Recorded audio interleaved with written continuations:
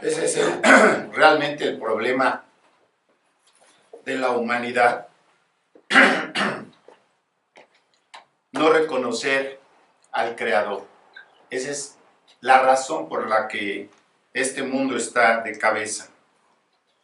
Y cada que pongo una canción, pues, trato de que sus corazones estén listos para el mensaje, ¿no? Porque la canción, por eso no sé si le ponen atención a lo que dice, porque son letras escritas con amor, definitivamente, ¿sí?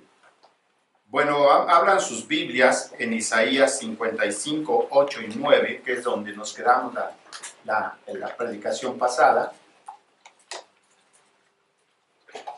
Y vamos a oír realmente, dice la Escritura, o da a entender así, que así como pensamos, actuamos. Tú no vas a actuar diferente de como piensas, ¿sí? Y piensas con el corazón. Algunos creen que es con la mente. Realmente la conexión que Dios hace a través de físicamente, de decirnos que corazón y mente, para Dios es lo mismo, pero fisiológicamente nosotros los vemos diferentes. Pero cuando tú tienes una decepción, ¿dónde te duele? ¿En la cabeza o en el corazón? Porque si es en la cabeza, no vas con un mejoral o una pastilla contra el dolor, se pasa. Pero cuando es en el corazón, ninguna pastilla lo arregla, ¿verdad? Así es de que como pensamos, así somos. El corazón piensa y dicta. Y esto es, ve lo que dice, porque mis pensamientos no son vuestros pensamientos, ni vuestros caminos, mis caminos, dijo Jehová.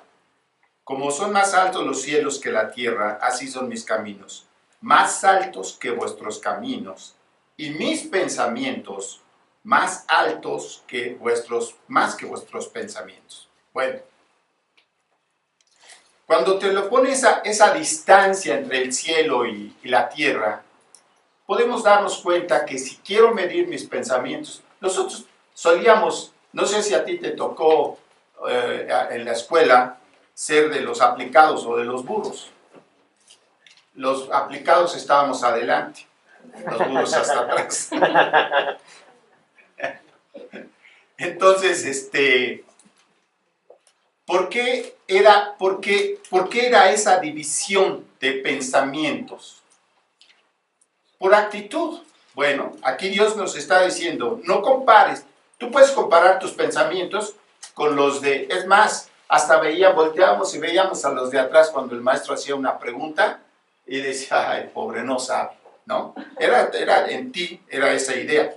Pero realmente aquí Dios no te está pidiendo, no te está diciendo que sus pensamientos y sus caminos son más altos que tus pensamientos y tus caminos, por mostrarse en una forma orgullosa, sino para decirnos que Él es el Creador y que Él, sus pensamientos, a la hora que tú los quieres comparar con los tuyos, no tienen nada que ver. Bueno, para ver cómo piensa cada uno, podemos hacer las comparaciones, ¿no? ¿Sí? ¿Cómo piensa Dios? ¿Cómo piensa el hombre? Entonces, las condiciones de la vida en la tierra muestran los pensamientos del hombre, cómo el hombre camina y piensa, como el hombre camina y piensa, así está la tierra. Y la tierra está llena de inseguridad, llena de guerras, se está pensando solo en el exterminio.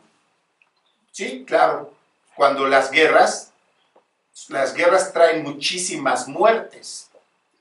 La última guerra dejó más de 60 millones de muertos, según dice, la última. La primera no fue tanto, pero igual fueron muchas consecuencias. Pero, ¿cómo piensa el hombre? Nada más veamos que las cárceles están llenas ¿de qué? De criminales. Me gusta salirme eso.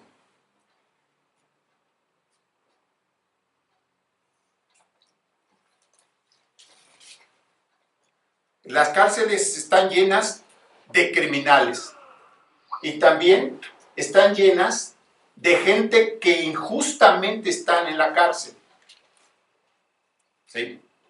Hay muchísimos casos, te voy a decir como me he enterado de muchos. Roban un lugar y eso es lo que yo no entiendo. Al verdadero ladrón lo meten 3 meses y luego lo sacan. Pero roban un lugar y las personas dicen, vestía una playera blanca y unos jeans azules. Y salen y al primero que trae eso, pácate, ya lo agarran. Y dice, no, yo no fui, yo ni estaba allí, yo ni pasé por ahí, lo que quieras. No, hombre. Bueno. También las cárceles, los hospitales, están llenos de enfermedades psicosomáticas. La mayoría de la persona enferma más por problemas emocionales que reales. Entonces, los manicomios están llenos de enfermos que los doctores llaman mentales, enfermos mentales. No hay tales, ¿sí? Si es mental y este se comunican, quiere decir que es un problema de pecado. ¿Sí? Bueno, yo desde que tengo uso de razón me acuerdo de niño, oía de cómo se hacían injusticias, que algún político hizo esto, que algún político hizo lo otro. Y yo lo que sigo viendo hasta hoy es agarran a fulanito con esto, fraudes millonarios, abuso de poder, esto, y al ratito se comprueba su inocencia. Claro, se comprobó su inocencia, ¿no? Entonces, por esta razón no se pueden comparar los pensamientos de Dios con los pensamientos del hombre. El hombre vive en un egoísmo tan terrible que hay hoy mucho de lo que pasa, hay muchos hombres con influencia en las naciones. O sea, su influencia es mundial. Y ellos están pensando ya en una tercera guerra mundial.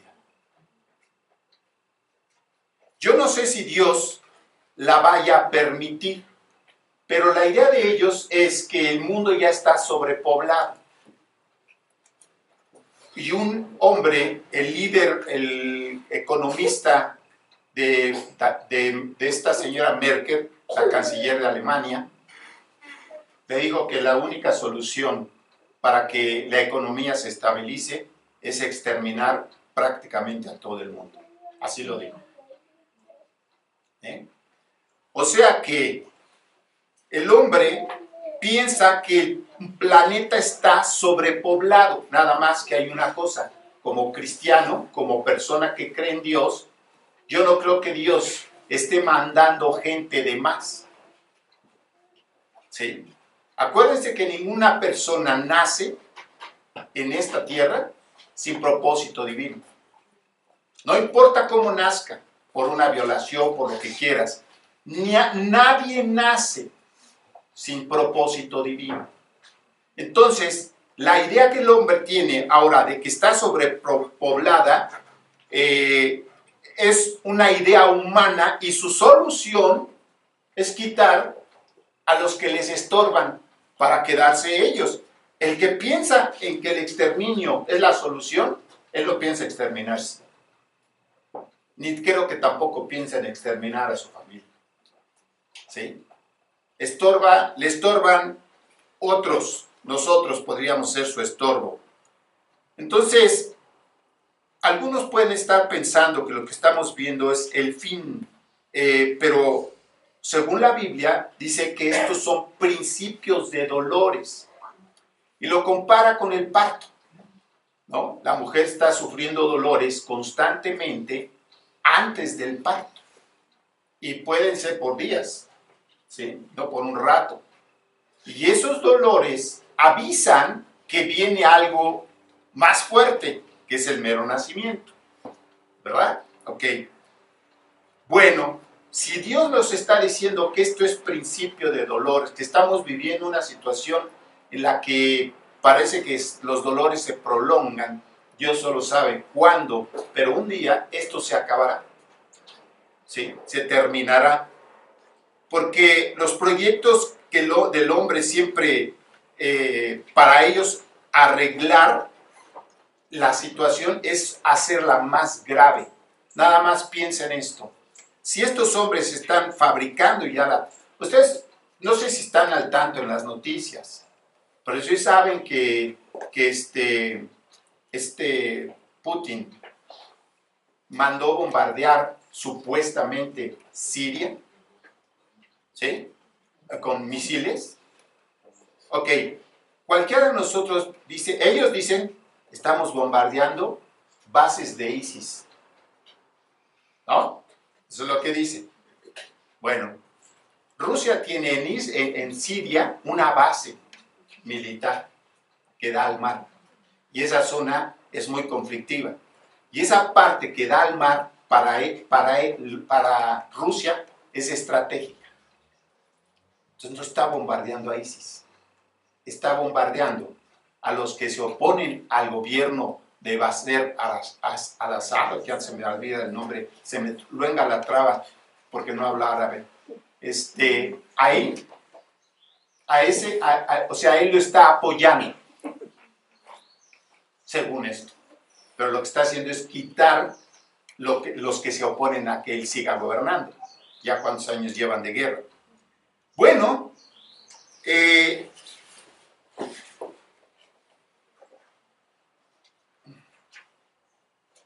Dios no puso número a la cantidad de gente, si lo puso, solo Él lo sabe, a la cantidad de gente que ha de nacer en este planeta.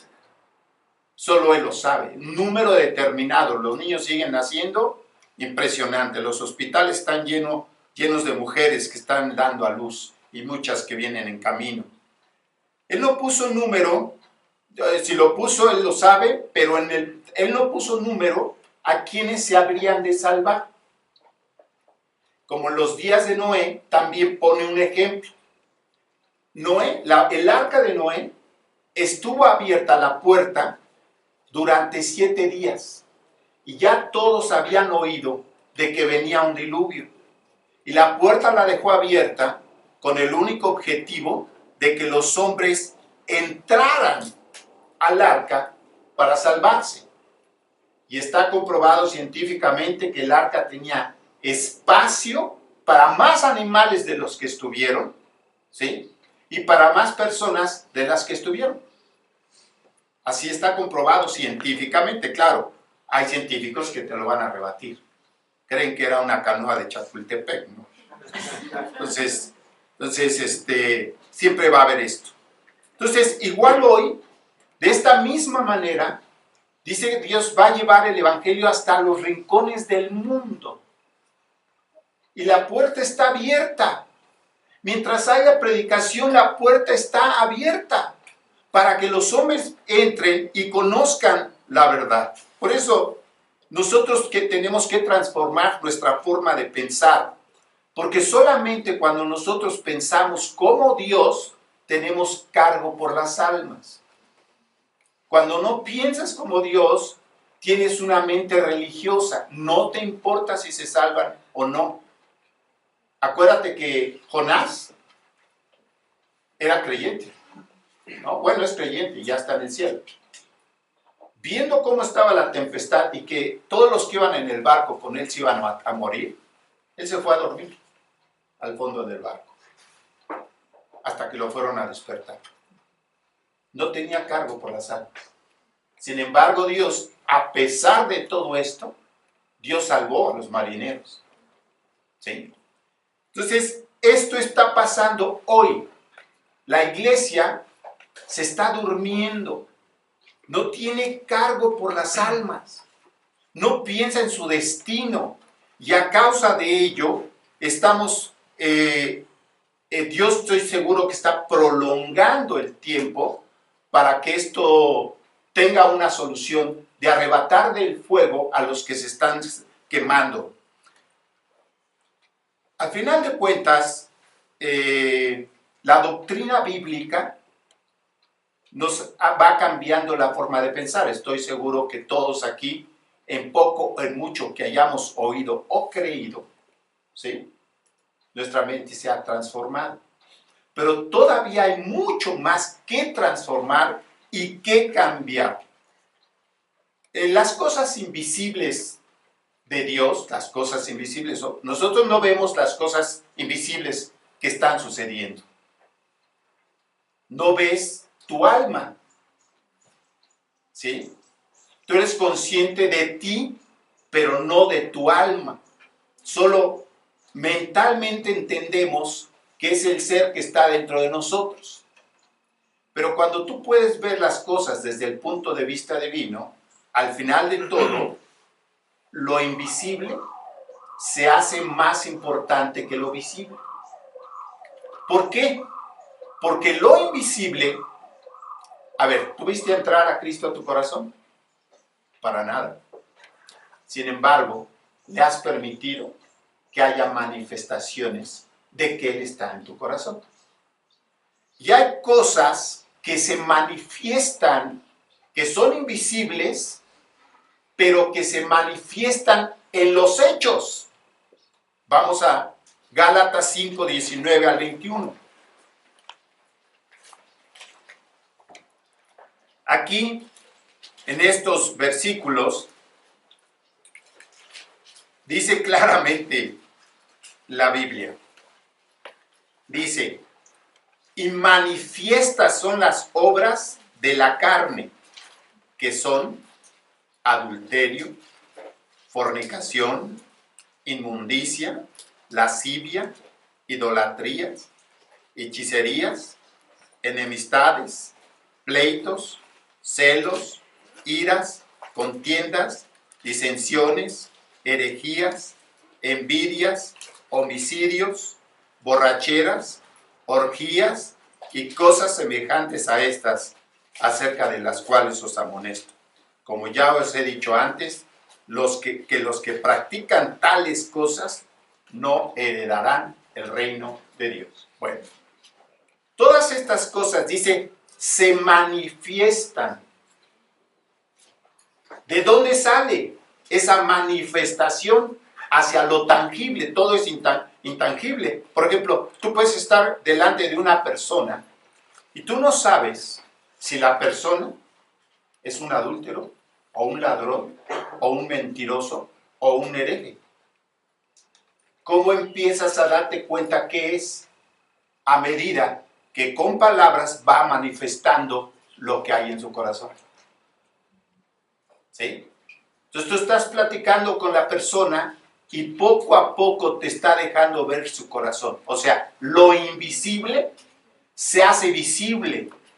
¿Pero cómo se hace visible? Sí, hay hechos grotescos, pero sin embargo se hace visible a tu entendimiento. ¿Sí? Todo esto que aquí describe, dice, son las obras de la carne. Y hay más, no las mencionó todas, quizá para que no caigamos desmayados, ¿verdad? ¿Sí? Entonces, sin embargo, estos pensamientos son los pensamientos humanos, los que tienen al mundo como lo tienen, los que tienen las condiciones personales como las tienen, porque son problemas personales. Son lo que sale de nosotros, esto. Pero ve lo que siguen los siguientes versículos, 22 y 23. Dice, mas el fruto del Espíritu es amor, gozo, paz, paciencia, benignidad, bondad, fe, mansedumbre, templanza. Contra tales cosas no hay ley. O sea, no hay ley. No hay nadie que lo pueda prohibir. Nadie te va a decir, no ames. Las tres primeras cosas, este fruto no es uno cada fruto. El amor uno, no. Es una naranja, como una naranja que exprimes, todo el jugo que sale trae amor, gozo, paz, todo. Ahí está, en el jugo. A la hora que te lo echas, ahí está todo. ¿Sí? Cuando el Espíritu entró a tu corazón, ahí viene todo. Y son las tres cosas que tenemos en relación con todo lo que nos rodea. ¿Sí? y en especial con lo que no vemos. ¿Por qué? Dice que los primeros tres es amor, gozo y paz. ¿Sí? Amor, gozo y paz.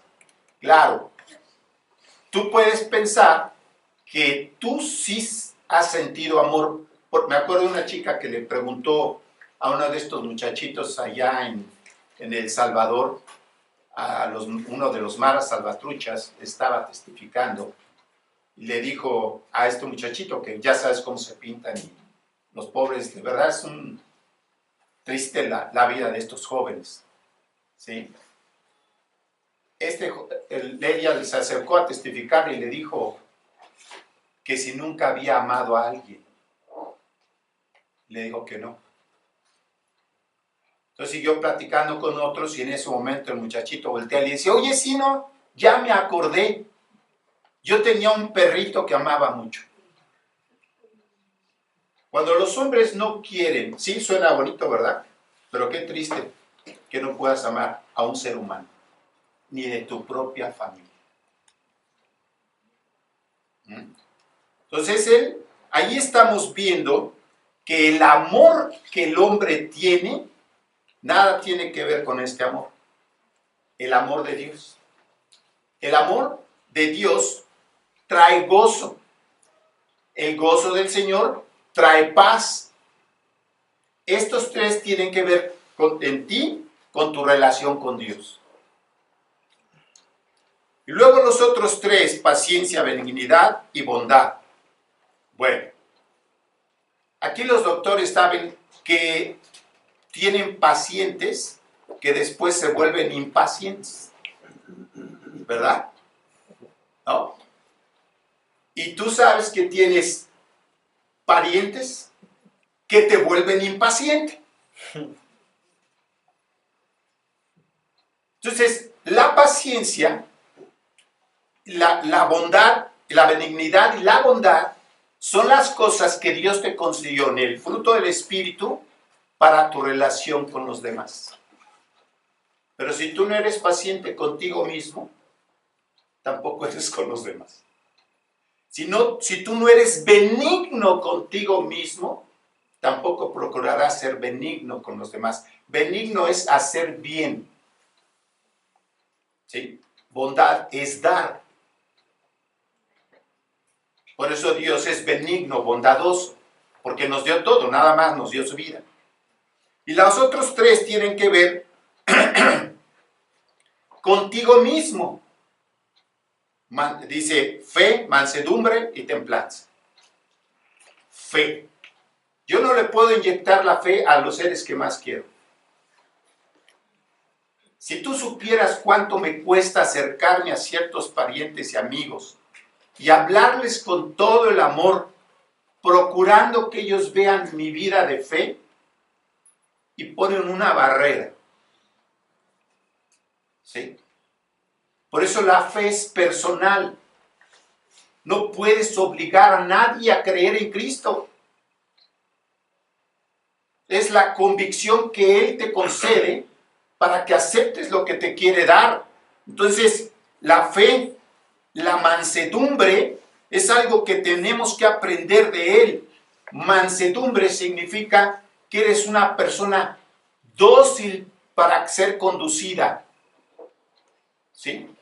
Eres dócil porque Dios puede moverte con obediencia hacia las cosas de Él. Y la templanza es lo que la mayoría de nosotros no queremos enfrentar. ¿Sí? Los problemas traen templanza. ¿Sí sabes qué es templanza? Al acero templado, ¿se han oído el acero templado? ¿Sabes cómo lo hacen más duro? Lo meten a calor y frío, para que se quede, para que se endurezca. No en el sentido en que nosotros, de que te vuelves insensible, no. Aquí es en el sentido en que enfrentas las cosas con carácter. Esa es la diferencia. Entonces, Lo que transforma, lo que el hombre necesita es una transformación en lo individual. Por eso las naciones pueden ser transformadas a medida que los individuos son transformados. Porque finalmente las naciones son hombres, ¿sí? Están compuestas de hombres. Nuestra percepción de Dios es lo más importante, y esta no solamente la puedes aclarar con la Biblia, porque durante todo nuestro tiempo en la tierra, desde niños, nosotros nos fuimos formando una idea de un Dios que no tenía la más mínima manifestación en tu vida. ¿Sí? No había tal Dios. Y si había, siempre era para mal. Dios te va a castigar. Dios, y te ponían así hasta la cara que te daba miedo. No sé si te daba más miedo el que te lo estaba diciendo o lo que decía que te iba a pasar, ¿verdad? ¿Por qué razón fuimos tan brutalmente golpeados en cuanto a la verdad de Dios? Por el pensamiento de los hombres que han gobernado la tierra, religiosa y políticamente. ¿Sí? Las naciones se vuelven duras a medida del régimen que las gobierna. ¿Sí? O se vuelven indiferentes a medida de los gobiernos que tienen. Entonces, las naciones se ven verdaderamente afectadas por el líder. Sin embargo, hay algo maravilloso. Los países libres son los más atacados. ¿Por qué? Porque el diablo sabe que si somete al autoritarismo a una nación, toda la nación la tiene bajo su poder. No dudo de que haya quienes individualmente, por encima de todo, es más, acaban de matar a una familia y delante de él mataron a su hijo porque le dijeron que si no se convertía a ser musulmán, entonces mataban a su hijo. Y lo mataron enfrente de sus ojos. Y luego lo mataron a él. Ese es el mundo. El mundo que vivimos hoy. Ese es el pensamiento de los hombres. Bueno, la fe, la mansedumbre y la templanza, Dios nos la está dando a través de todas estas cosas que estamos viendo en la vida. Yo prefiero creer en los pensamientos de Dios que en mis propios pensamientos, que aún de los pensamientos de aquellos que se levantan como líderes absolutos y te dicen cómo pienses. Aquí tengo un líder y me quedó tan grabado esto que dijo Napoleón, que dije, no cabe duda. ¿Sí? Napoleón dijo, los líderes, todos los líderes, obtienen su liderazgo bajo intimidación y poder, excepto Jesucristo. ¿Por qué? Porque leyó la Biblia y se dio cuenta que Jesús conquistaba por amor, no por sometimiento. Bueno, ese Jesús del que te estoy hablando nos dice para qué vino. Ve Juan 1:18.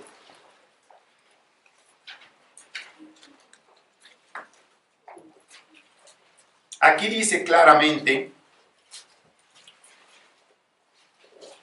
a Dios nadie le vio jamás. El unigénito Hijo que está en el seno del Padre, Él le ha dado a conocer. Entonces, aquí está hablando Juan, el Bautista. Digo, perdón. A ver, espérame. Me quedé. Sí, es Juan el Bautista. Aunque es Juan el apóstol el que está escribiendo. ¿Sí? Dice, es que él está exponiendo, explicando, porque le preguntaron que si él era el Cristo, ¿no? Entonces dice, a Dios nadie le vio jamás.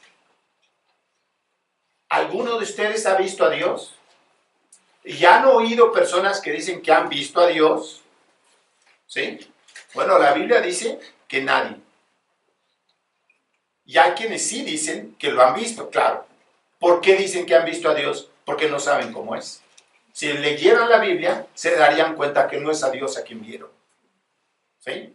Entonces, dice, el unigénito Hijo que está en el seno del Padre, en el corazón de Dios, dice, Él lo ha dado a conocer.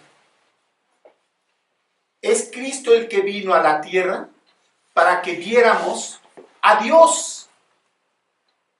Y nosotros como cristianos podemos estar perdiendo de vista la capacidad, la oportunidad de ver a Dios.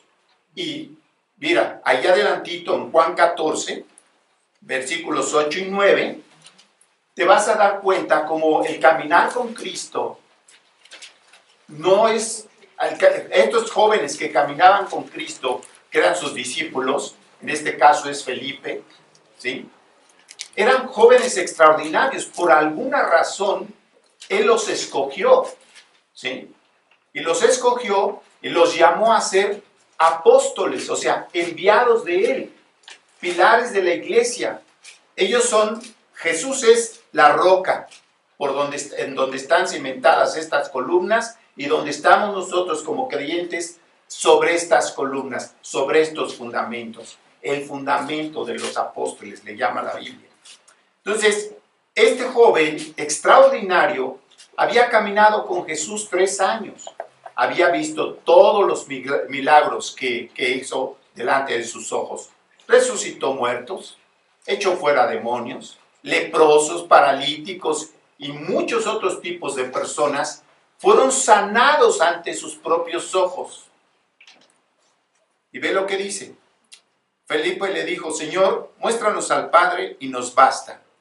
Felipe está diciéndole a Jesús, bueno Jesús, ya vimos milagros acá, milagros allá, ya nos has dicho esto, ya nos has dicho el otro, ya nada más nos falta ver a Dios y ya, la hicimos. Oigamos qué contesta Jesús. Dice, ¿tanto tiempo hace que estoy con vosotros y no me has conocido, Felipe? El que me ha visto a mí, ha visto al Padre. ¿Cómo pues dices tú, muéstranos al Padre? Tú te sorprenderás de Felipe, ¿verdad? Y yo igual.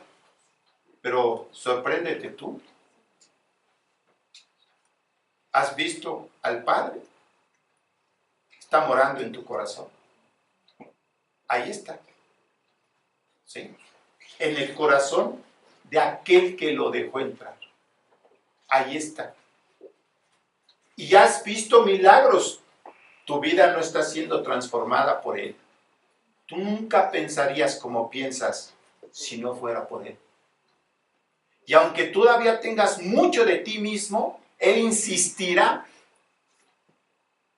en que sea Él el que se vea más en tu vida. Porque Él te ama y ama a los que te rodean. Entonces le dice a Felipe, Felipe, tanto tiempo caminando juntos, estos 3 años, y no has visto que el Padre está en mí y yo en el Padre, que somos lo mismo, ¿sí? Bueno, todavía más, Jesús se va más a fondo ahí en adelantito en el versículo 10, en el capítulo 17, versículo 3, dice, acuérdense que estamos viendo en el Salmo 90, cuando está describiendo la eternidad, ¿no? Dice como, cuando dice que 1000 años son como el día de ayer que pasó, como una de las vigilias de la noche. O sea, con el único objetivo de que nosotros tengamos bien presente que el tiempo en la tierra es nada comparado con lo que podemos disfrutar a su lado o lo que podemos o lo que el hombre puede sufrir lejos de él. Fíjate lo que dice. Y esta es la vida eterna, que te conozcan a ti, el único Dios verdadero, y a Jesucristo, a quien has enviado. Oigamos bien. Esta es la vida eterna. ¿Cuál? ¿Qué es la vida eterna? Dice que la vida eterna es que lo conozcas a Él, a Dios. El que no conoce al único Dios verdadero, no conoce la vida eterna, no entiende la vida eterna. ¿Por qué no la puede entender? Por eso hay tantas fechorías y maldades. Porque no piensa que vayan a ser castigadas. Porque no piensa que Dios ya nos puso en la Y. En el momento en que tú tienes que tomar la decisión correcta o la incorrecta. Y los pocos o muchos años que puedas vivir, solamente son esa parte larga de la Y que te lleva a un camino todavía más largo que nunca acaba. Pero tu decisión es importante.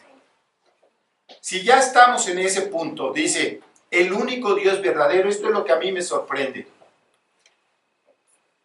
No hay otro Dios, solo uno. Uno, nada más. Y si hay un solo Dios, ¿por qué el mundo está lleno de dioses? Solo hay una cosa. No conocen a Dios ni a Cristo, quien lo vino a dar a conocer.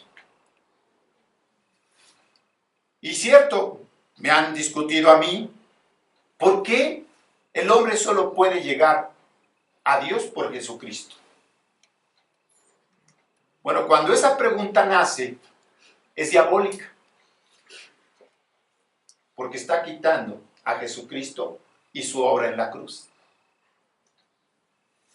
¿Sí? Entonces ellos consideran, no, es que si yo me esfuerzo, yo tengo que alcanzar a Dios, porque yo soy bueno. Bueno, ya vimos lo que dice Dios, que es el corazón del hombre. Adulterio, fornicación, envidias, herejías, celos, pleitos, iras, contiendas. ¿Acaso no lo has visto en otros y en ti? Ah, porque qué fácil es ver los defectos de los demás. ¿Sí? Y no nos vemos a nosotros mismos. Bueno,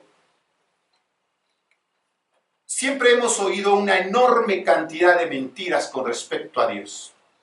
Todas esas mentiras, quieras que no, se inyectaron en ti.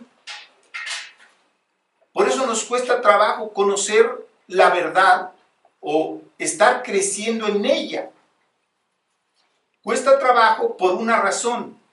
Dios primero hace lo más hermoso, llamar allí en el corazón, en donde está todo lo que describimos antes. Al adúltero, al ladrón, al hereje, al mentiroso, al asesino, lo amo. Y todo eso está aquí. Y sin embargo llama porque quiere entrar allí donde las maldades nacen. Y fíjate lo que dice en Juan, allá atrásito de donde estás. Juan 5, versículos 39 y 40. Aquí le dice a los hombres, en especial está ahí hablando con unos judíos que conocían el Antiguo Testamento o el libro de la ley de Moisés, ¿no? Entonces, aquí vemos algo que el mundo no hace. Dice, escudriñad las Escrituras, porque a vosotros os parece que en ellas tenéis la vida eterna, y ellas son las que dan testimonio de mí. Escudriñar es escarbar, es buscar en el fondo de las cosas la verdad. Y aquí está hablando con los que en aquel entonces leían o tenían en sus manos el libro de la ley, el Antiguo Testamento. Y él les dice, ahí en ese libro que ustedes tienen como su vida o como su libro de fe, allí hay testimonio de mí, dice Jesús. Pero el versículo siguiente describe su actitud. Dice, y no queréis venir a mí para que tengáis vida. O sea, les dice lo primero. Dice, ustedes no quieren escudriñar como deben o dejar que yo les enseñe cómo entender las Escrituras. Me acuerdo de un señor que le hablamos de Cristo, ¿no? Y dijo que él se iba a convencer por sí mismo leyendo la Biblia. Y le dije, te recomiendo que leas el Evangelio de Juan. Me dice, no, yo voy a leer la Biblia como se leen todos los libros, de principio a fin. Le dije, nada más que la Biblia no es un libro como los demás, sino que se escudriña un poquito aquí y un poquito allá. Línea sobre línea, renglón sobre renglón. ¿Sí? Porque la Biblia, por donde la leas, está conectada. Todos los libros, toda la ley, toda la doctrina, toda la verdad, porque es una. Por eso les dice a los judíos, escudriñen. Allí en ese libro que ustedes dicen que es su guía de su vida, allí en ese libro se habla de mí. Y luego les dice, pero ustedes no quieren venir a mí, porque si ustedes vienen a mí, yo les enseño que no hay más vida eterna. Entonces, dice adelante, aquí en el 8, 31 y 32.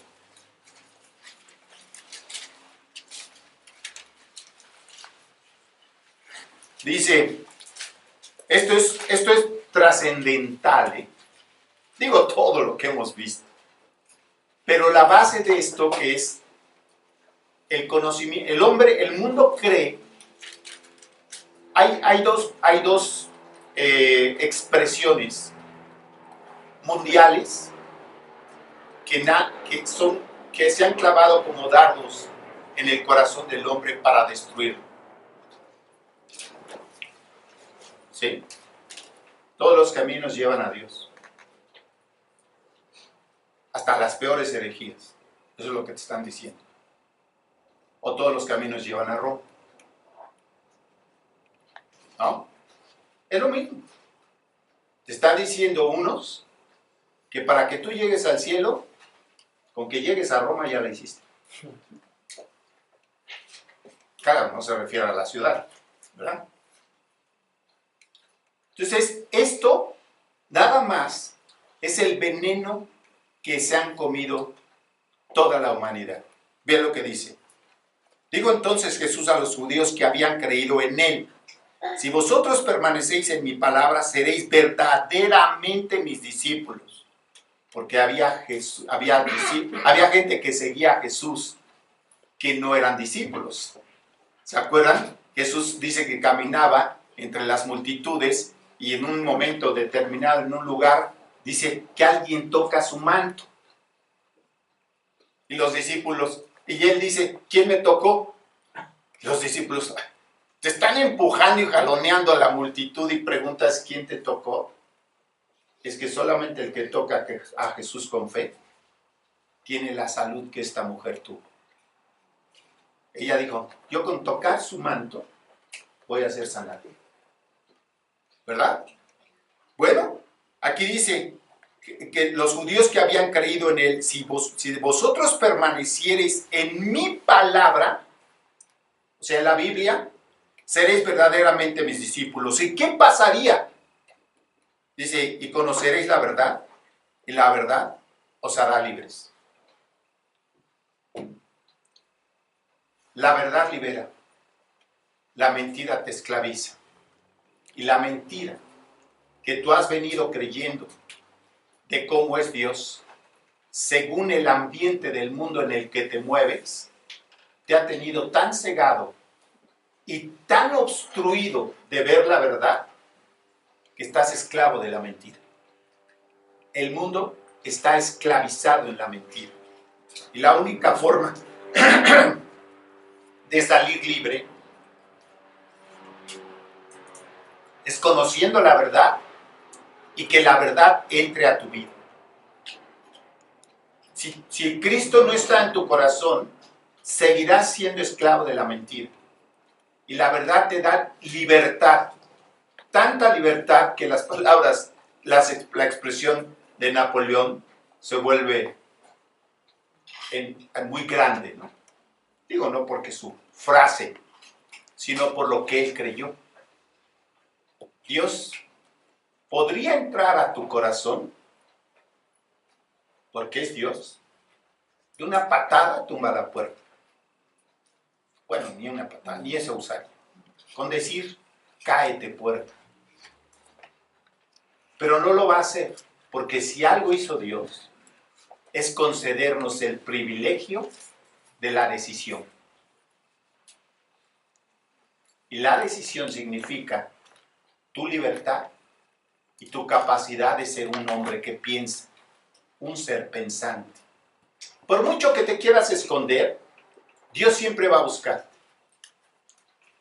Nadie oye la palabra de Dios por accidente. Es Dios buscando. Porque ama a la persona. Y la única forma en que se puede convencer de su amor es aceptando el regalo. Primero le tiene que decir, por cuanto todos pecaron y están destituidos de la gloria de Dios. Es decir, el hombre al haber pecado está separado de Dios, por eso ni ve ni entiende nada de él. Porque la paga del pecado es muerte. El resultado de la separación de Dios es muerte, o sea, separación. Mas el regalo de Dios es vida eterna en Cristo Jesús, Señor nuestro. Es un regalo. ¿Qué hace una persona cuando se le da un regalo? O lo acepta o lo rechaza. Claro, cuando les das un sobre con dinero, posiblemente nunca lo rechacen. ¿Por qué? Porque las cosas materiales son muy atractivas al corazón. Pero las cosas espirituales son las más valiosas, ya lo dije antes. Las invisibles. Si tú te arrepientes, dice Jesús, he aquí estoy a la puerta y llamo. Si alguno oye mi voz y abre la puerta, entraré a él. Así es de que está dando la opción de que el que escuche tiene que abrir, porque esa puerta no se abre más que desde adentro. Porque la voluntad del hombre es personal. Puede que la abras hacia muchas tonterías. Y la abrimos así. Pero aquí te están hablando de la verdad que te hará libre. Vamos a orar. Quien quiera orar, solo repita en silencio lo que yo voy diciendo.